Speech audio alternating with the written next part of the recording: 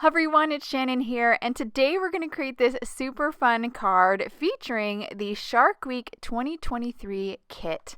This is such a fun themed kit and you get a bunch in it. Let's take a quick look at what's inside. First up is this super cute Beachy Sharks stamp set. There's a lot of adorable shark images in this set, as well as accessories to help you build your scene, and there's even some really great shark themed sentiments. In addition, you get this really gorgeous shaker mix. There's some beautiful sequins in here, as well as some clay fish, which I love. Then you get some panels of colored cardstock. This one even has a opening or a window cut out, so you can create a shaker card very quick and easily. There's even a whole panel or a whole sheet of this teal colored cardstock. You also get a sheet of acetate for your shaker card, and then there's like three A2 panels with toner printed sentiments and images. This one you could cut and use just the sentiments, and because these are toner printed, you can also foil these if you have some foil that works with the heat. This one also would be great for a background or even sentiments. I'm going to use the stamp set today, and I'm going to start with this cute shark image that looks like he's in the sand, which is adorable, or buried in the sand. I'm going to arrange him a little bit differently, just to kind of show you different ways. You could have him laying tummy side up. My shark here will be laying tummy side down.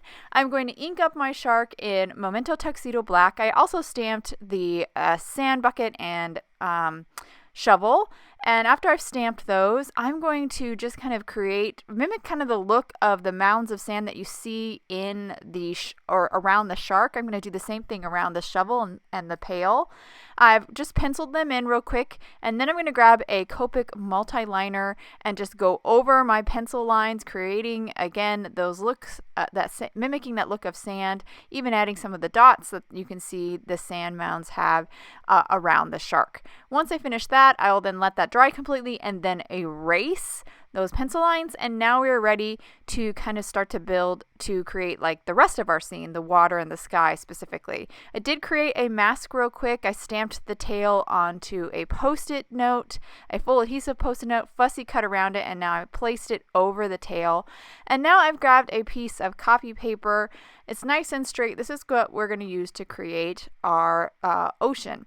I've placed it at the upper portion of my A2 panel, and I'm going to ink blend with Salvaged Patina. And I'm be careful here. I'm keeping it very tight, very small area that I'm ink blending with that Salvaged Patina Distress Oxide. Once I finish ink blending kind of a little line of that, then I'm going to flip my mask over and then ink blend the upper part of my ocean with Mermaid Lagoon. And this two-tone look will create a nice ombre and really give that illusion of a very expansive ocean. So once we finish ink blending with that Mermaid Lagoon, I'll go back over with a little bit more Salvaged Patina to kind of blend it out, and that will actually complete our ocean. Now I did lift up my mask a little bit and got a little bit of that Mermaid Lagoon where I didn't want it, so I grabbed an eraser and I can kind of pick up that ink off my paper before it dries. Now I'm going to move on to the sky. We're going to use Tumbled Glass Distress Oxide here. Just ink blend really kind of loosely. Sky, especially like a slightly cloudy sky, is really easy to replicate with just this a blending brush and Tumbled Glass Distress Oxide. You don't have to have a nice smooth blend because it actually kind of creates the look of clouds that way. So I finished the sky and the water, so I removed my mask, and now we're going to start to Copic color the rest of our scene in images. I'm going to start the sand here with E30, and this is just going to be my base. I'm going to color all the sand here with this happens to be my lightest tan. We're going to use 3 tans in total to create the sand, and then we'll have a 4th tan just to help add some spots to really get that texture. So I just kind of put my flat base there. Now we're going to start to go darker. This is E31, a little bit darker, and I'm going to start to lay out the foundation of my little sand mounds, kind of stretch out wherever the natural end of the mound is from my black marker or stamped line. Just kind of stretch that line out a little bit just so everything's a little bit more grounded. Once we finish with that darker brown, we're going to go into our darkest tan, which is E13, and color a little bit of that darkest tan to kind of give this more depth. Now I'm going to go back over and blend it out. I'm back to E31 here, just blending out that transition between my E13, which was my darkest, and then my medium, which was E31, kind of blend those out.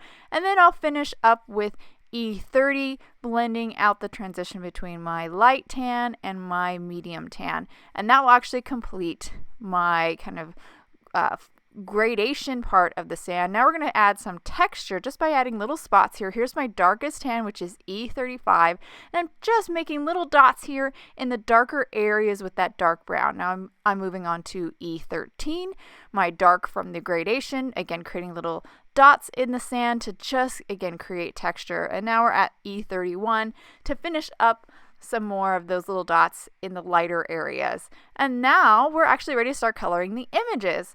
The shark has 3 gray, starting with C1. Just color all the shark with that light gray. Then we're moving on to C3, coloring anything that would be in shadow.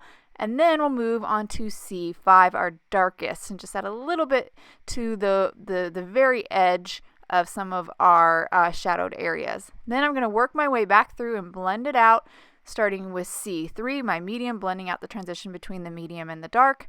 And then I will finish with C1 to blend out the transition between the medium and the light. Now we're moving on to the pale, starting with G00, which is my light, then moving on to G02, which is my medium, and then finishing up with G05 as my dark. And then I'll blend it out using my medium and my light shades to kind of blend out those greens.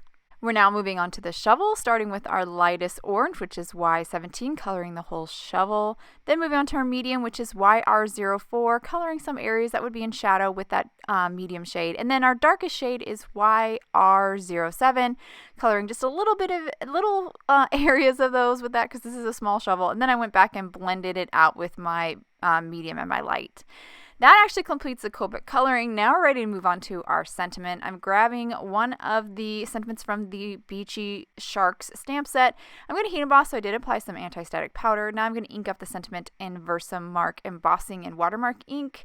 After I stamped it, I'll then dip it into some white embossing powder. Then I will tap off the excess, and then I will heat set with my heat tool. Once my sentiment is heat set, I'll then trim it down. You can see here I did it off camera down to a sentiment strip. And now we're ready to kind of bring this whole card together. I'm actually going to frame my shark scene with that circle cut panel. First, I'm going to adhere my A2 panel with my shark scene down onto an A2 top folding white card base. You could, of course, just colored this on your card front. And then I will grab some foam adhesive and add it to the back side of that circle window panel, then remove the backing on my foam adhesive and then stick it down. This will just add some nice dimension, a little bit of some shadows. Of course, it could be glued straight down to the card front. It doesn't have to be popped up. Then I'll finish by adding some foam adhesive to the back side of my sentiment strip, remove the backing on that, and I will stick that down underneath our scene. And once we stick that sentiment down, the card is complete. I'll hold it to the camera so you can get a good look at all the details. I really love how this scene came together. The Copic coloring, which just adds a ton of depth and makes the images come to life. Of course, a little bit of ink blending that we did to the ocean and the sky really completes the scene. But how cute are these images? My daughter walked by, was making this card, and she even giggled. She's 10 and she thought this shark buried in the sand was hilarious. I hope you guys enjoyed today's card and video.